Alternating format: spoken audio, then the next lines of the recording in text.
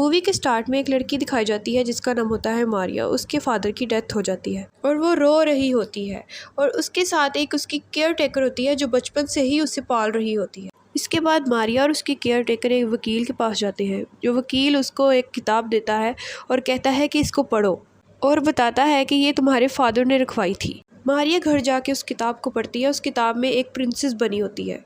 इस किताब में एक प्रिंसेस की स्टोरी लिखी होती है जो बहुत खूबसूरत होती है। उसका चेहरा तारों के मन चमक रहा होता है और चांद भी उससे मिलने ज़मीन पर आता है और उसे एक नेकलेस देकर जाता है। फिर वो आगे बढ़ती है और देखती है कि प्रिंसेस की शादी हो जाती है और उसके बाबा उसको एक वाइट कलर का घोड़ा गिफ्ट करते हैं। फिर मारिया उस किताब को बंद कर देती है और अगला दिन दिखाया जाता है जब उसकी केयर टेकर और मारिया अपने अंकल के घर जा रहे होते हैं। रास्ते में कुछ लोग मारिया को किडनैप करने की कोशिश करते हैं लेकिन मारिया बच के अपने अंकल के घर पहुंच जाती है। फिर मारिया अपने अंकल को बताती है उन गुंडों के बारे में लेकिन उनका अंकल ये बात को इग्नोर कर देता है। मारिया का अंकल कहता है कि तुम जाओ और अपने रूम में आराम करो। वो अपने रूम में आती है लेकिन वो अपने रूम को देख के हैरान हो जाती है, इतना खूबसूरत कमरा होता है। फिर अगला दिन दिखाया जाता है। मारिया अपने अंकल को वो किताब दिखाती है। उसका अंकल उससे वो किताब ले लेता है और अपने लॉकर में रख लेता है। मारिया उससे मांगती रहती है लेकिन वो उसको वो किताब नहीं देता। फिर सब खाने के टेबल में खाना खा रहे होते हैं कि मारिया और उसके अंकल की आपस में लड़ाई हो जाती है। मारिया का अंकल मारिया को कहता है कि तुम्हारा बाप एक आवारा था, वो तुम्हारे लिए कुछ भी नहीं छोड़ के गया। मारिया को इस बात पे गुस्सा आता है और वो उससे लड़ने लग जाती है। फिर उसका अंकल उसका मूड ठीक करने के लिए उसे कहता है कि आओ मैं तुम्हें बाहर घुमा कर लाता हूँ। मारिया अपने अंकल के साथ बाहर जाती है। अंकल को कोई काम आ जाता है, वो वहाँ चले जाते हैं और वो मारिया को कहते हैं कि जंगल की तरफ मत जाना। लेकिन मारिया को जंगल से एक अजीब सी आवाज़ आती है। वो वहाँ जाती है और वहाँ एक खरगोश होता है। मारिया उसको बचा रही होती है कि वहाँ फिर से वही किडनैपर आ जाते हैं और मारिया को किडनैप करने की कोशिश करते हैं। लेकिन वहाँ पे उसके अंकल का कुत्ता आ जाता है और वो मारिया को बचा लेता है। वो जब मारिया को घर ले आता है तो वो एक शीशे से गुजर रहा होता है। शीशे में उसका अक्स एक शेर की तरह लग रहा होता है जिसे मारिया देखकर बहुत परेशान हो जाती है कि ये क्या। फिर मारिया किचन में खड़े हुए एक लड़के के पास जाती है और उसे सब बताती है कि मेरे साथ बहुत अजीब अजीब बातें हो रही हैं। वो मारिया को कहता है कि अपनी किताब को पूरा पढ़ो और फिर सोचो कि क्या हो रहा है। मारिया उस किताब को पढ़ती है जहाँ लिखा होता है कि प्रिंसेस के हस्बैंड और उसके फादर की उस नेकलेस के पीछे लड़ाई हो जाती है। प्रिंसेस ये देख के बहुत परेशान होती है और वो एक शराब दे देती है। वो कहती है कि आप लोगों को 5000 साल तक एक आत्मा को ढूंढना होगा। अगर आप लोगों ने वो आत्मा को नहीं ढूंढा तो वो ये नेकलेस चांद को वापस दे आएगी और ये सारा शहर एक अंधेरे में डूब जाएगा। उसके बाद ये कहानी ख़त्म हो जाती है। मारिया शेफ़ के पास जाती है और उसको बताती है कि मैंने ये सारी कहानी पढ़ ली है। शेफ़ कहता है कि तुमने क्या पढ़ा। मारिया उसको सब बताती है। शेफ़ मारिया की इस कहानी को सुन के कहता है कि मुझे लगता है कि तुम उस शहर की अगली प्रिंसेस हो। तुम्हें ही उस आत्मा को ढूंढना होगा ताकि तुम उस शहर को बचा सको। मारिया अपने कमरे में चली जाती है और सोचती है कि ये सच है कि मैं ही उस शहर की प्रिंसेस हूँ। मारिया ये सोचते सोचते सो जाती है। अगला दिन दिखाया जाता है जब मारिया अपना बैग लेके अपने किले से भाग जाती है। वो एक जंगल की तरफ चली जाती है। वहाँ उसे एक गुफा दिखती है। वो इस गुफा के अंदर जाती है। वहाँ उसे एक लड़की दिखती है जो बिल्कुल मून प्रिंसेस की तरह दिख रही होती है।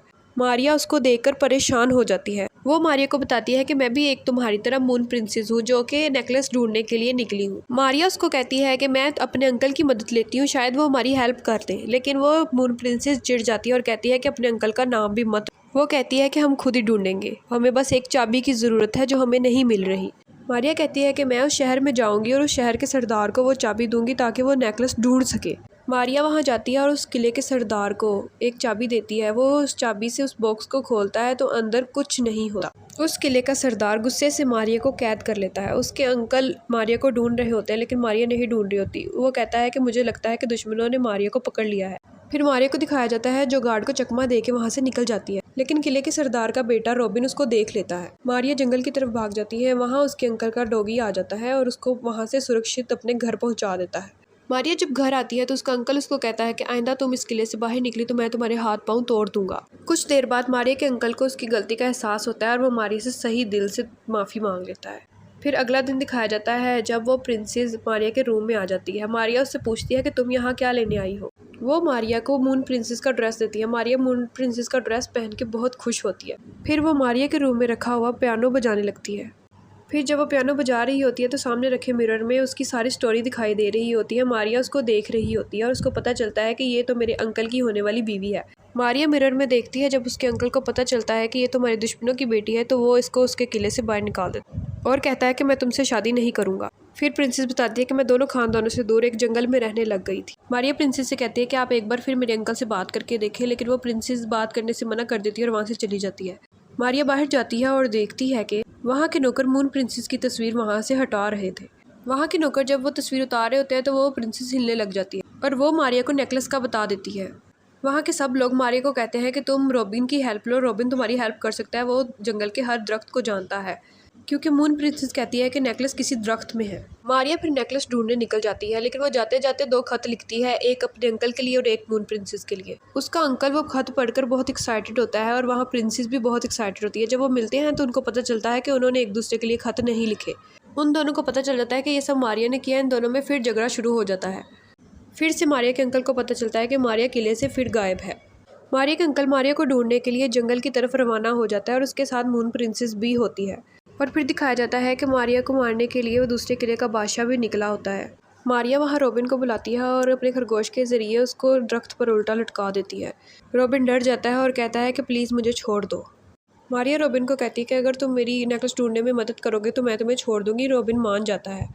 फिर रॉबिन और मारिया नेकलेस ढूंढने के लिए निकल पड़ते हैं। रॉबिन वहाँ किडनैप हो जाता है और फिर मारिया अकेली हो जाती है।